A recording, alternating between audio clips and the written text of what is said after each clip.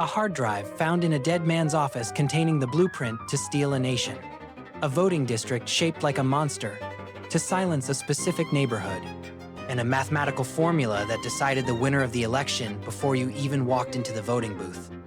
By the end of this video, you will understand exactly how gerrymandering turned the map of your country into a weapon, and why the politician representing you wasn't chosen by the people, he was chosen by a computer algorithm designed to make sure he could never be fired. You are about to see how the game was rigged before the first ballot was printed. Stop watching the polls. The polls assume that the game is fair. The polls assume that if 51% of the people vote for Party A, then Party A gets 51% of the power. That is a math problem. Politics is not a math problem. It is a geography problem. You wake up on election day. You stand in line for an hour. You wear the sticker. You feel proud. But what if I told you that your vote was neutralized 10 years ago? If you live in a packed district, your vote is surplus. It's wasted. If you live in a cracked district, your vote is diluted. It's invisible. The stakes here are the death of accountability. We have created a class of safe seat politicians who do not fear you. They don't care about your emails. They don't care about your protests. Why? Because they live in a district drawn so perfectly for their party that a corpse with the right letter next to its name would win by 20 points. You aren't a constituent to be wooed. You are a statistic to be managed. To understand this surgical strike on democracy, we have to look at the dark art of redistricting.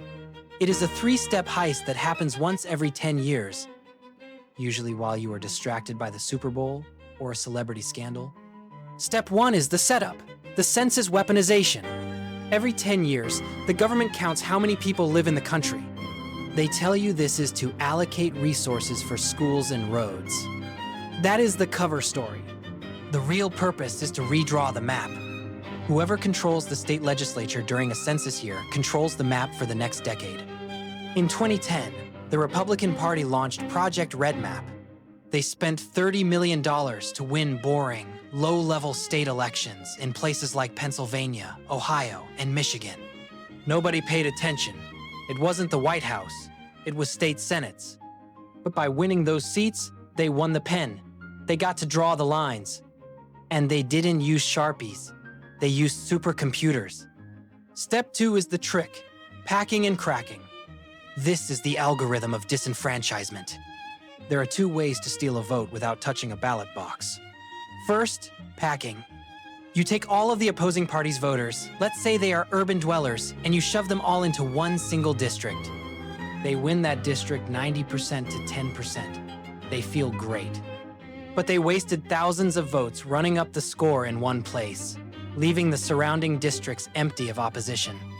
Second, cracking. You take a strong community of opposition voters and you split them into fragments. You put a slice of the city into a giant rural district. The city voters are outnumbered 60-40 inches every single district. They never win a seat. They are silenced by dilution. This created districts with insane shapes. Look at Pennsylvania's old 7th district. It was nicknamed Goofy Kicking Donald Duck. It snaked through 5 counties just to pick up specific Republican voters and avoid specific Democrat ones. Step 3 is the proof, the Hofeller Files. For years, they claimed these weird shapes were accidents or natural geography. Then, in 2018, the architect of this system, Thomas Hofeller, died. His estranged daughter found his hard drives. She found the files. On those drives were maps of North Carolina. Hofeller had explicitly used racial data to draw the lines. He wrote in a memo that drawing the maps this way would be advantageous to Republicans and non-Hispanic whites. He admitted the intent. He wasn't drawing maps to represent communities. He was drawing maps to segregate them based on how they voted. He proved that the politicians were choosing their voters, rather than the voters choosing their politicians. So, what is the result of this cartographic crime? The extremism loop. This is the political exit. If a politician is in a safe seat, a district drawn to be plus 20% for their party, they have zero fear of the general election. The other party cannot beat them. The only person they fear is someone from their own party who is more radical than they are. They fear the primary challenge. So, to keep their job, they have to move to the extreme. If they compromise, if they work across the aisle, they get attacked by the base. This is why your government is paralyzed. This is why nothing gets done. The map was drawn to reward radicals and punish moderates. The villains exit with lifetime tenure and a pension. The public exits with a broken government that creates laws that 70% of the country hates but cannot stop. We call ourselves a representative democracy. But look at the map. Those squiggly lines aren't borders. They are prison walls. They are designed to trap your voice inside a box where it cannot be heard.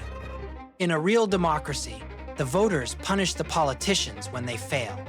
In a gerrymandered democracy, the politicians punish the voters who disagree with them by erasing their existence from the map. The question isn't, who will win the next election? The question is, did the election actually happen on Tuesday, or did it happen 10 years ago in a basement when a consultant dragged a mouse across a screen and decided that your opinion didn't matter?